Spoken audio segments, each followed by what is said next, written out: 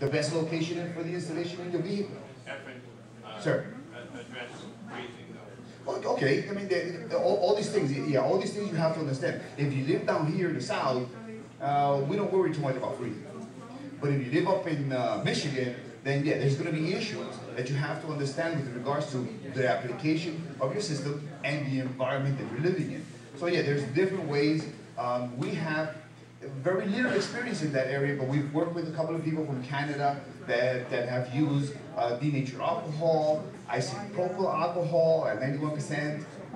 They kind of mix it into like a 10 to 20% mixture in their shells.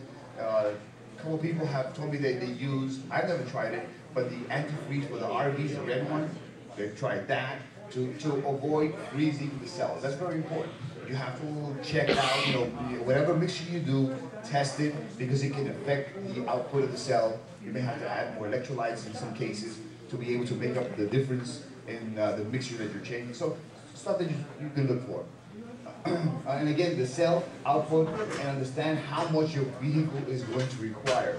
And this industry is so new, there's a lot of opinions running around there.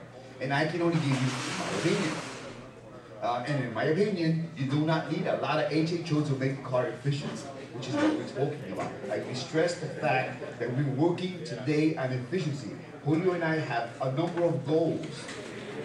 But today, our goal is to help you create a system that is safe, that will not have a humongous demand on your vehicle, that will produce efficiency, that will produce savings, and clean the environment.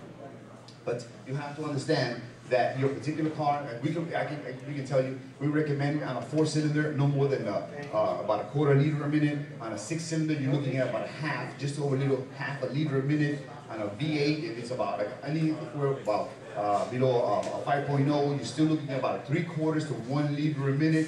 And when you go above 6 liters, then you're talking about 1.5 to 2 liters, depending on the vehicle. If it's diesel, it's a little bit more, that's fine.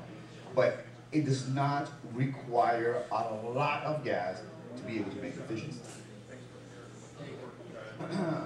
Okay, yeah, tidbits.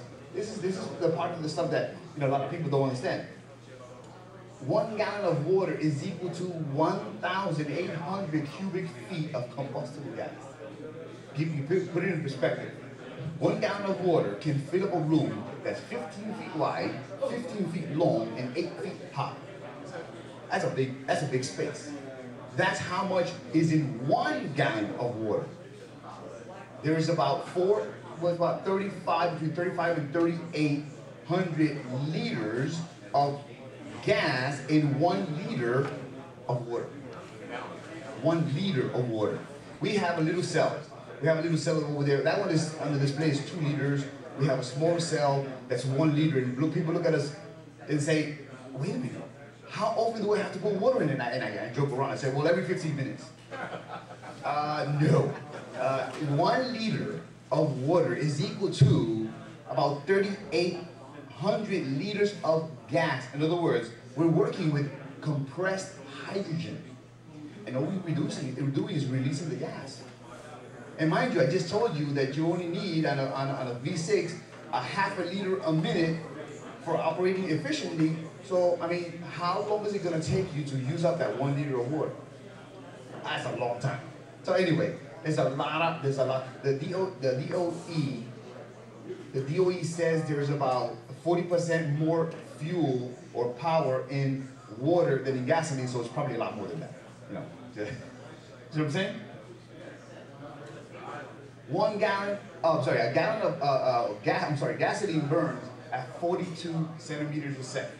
If you have a tube and you light it, it's going to travel at the rate of 42 centimeters a second, the amount of burn that gasoline does. HHO burns at 3,900 centimeters a second. Not double, not triple, several hundred times above what the gasoline burns at. So if your gasoline is burning in your cylinder, it's going poof, poof, poof. The HHO explodes before the poof happens. Does not require a lot to make that change, the transition to efficiency. Okay? Okay. different, it's actually several dozen. Well, yeah, the math is like, forget it, you know, doesn't compare. Cannot compare. Two, familiarize yourself with your automobile. And people look at me and say, what did he say? Familiarize yourself with your car. Most people don't know what the car, other than the inside, they don't know what the dials are, they don't know what's under the hood. I drove a car for 5 years, didn't know it didn't have spark plug wires. See what I'm saying? I didn't care to know that. Why? Because I'm not interested. I'm a dry cleaning technician. I know more about dry cleaning machine than any of you will ever dream of. But when it comes to my car, I take it to the mechanic, I want it back fixed. Make sure it's done, and then I drive it. That's it. Well, about a year and a half ago, we started getting into this crazy thing called HHO. We had to learn about cars. I had to pop up the hood, and I'm looking for my spark plugs, and I say, what? It has to have a spark plug. No wires, it has the covers on it. I'm saying, what is this? I had no idea.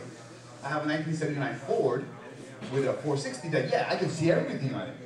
Play with that thing. I know it inside and out. But my Jeep Grand Cherokee was like, is the engine is in the front? I guess, it was under the cover. That was it. Anyway, familiarize yourself with the car. Fuse panel. You have to know where the fuse panel is. You're gonna have to open up the fuse panel. You're gonna have to read the fuse panel. There's a lot of information in there. You familiarize yourself with the fuse panel, it makes it easier. Sell, supply, take off from the fuse panel or close to the battery. You're gonna have to find a place. You know you're gonna have a power demand for yourself. You have to know where to look for that power demand. I have seen stuff out there that makes me want to cringe. You know, take the cell, I'll explain this a little bit later. The cell requires higher demand or a high demand of power to the throttle. I've seen people taking that high demand of power from a little wire, a thin wire, 22 gauge wire to run a 10 amp generator. And they wonder why their wires burn. You know, it's ludicrous, but the cell demand power, the sensors that you'll be working with. There's a lot of sensors on the car. You know, in some cars you don't have to, but in some cars you will. To get a better efficiency, you have to understand what your O2 sensors are and your map sensors are. And don't worry, I mean, if you have a car and you don't know where the sensors are, you can either go to websites like AutoZone.com, or you can ask questions. You know, you can when you go to the automotive store, you can ask them. They'll tell you. They'll have diagrams of your vehicle. They'll tell you where they're located approximately, if you have them. Some cars don't have map sensors. Some cars do. So, you know, the point is, get familiarized with your automobile. The location in your engine for the air intake. Now particularly we recommend to feed the HHO that you generate into the air intake closest to the air that's going into the engine as possible. Not near the filter, but you'll see the duct and wherever that goes into the engine, as close as you can to that. That's the place we recommend. Some people recommend, depending on their cells, into a vacuum line. So, you know, get familiarized with what you're going to be installing. And that's it. So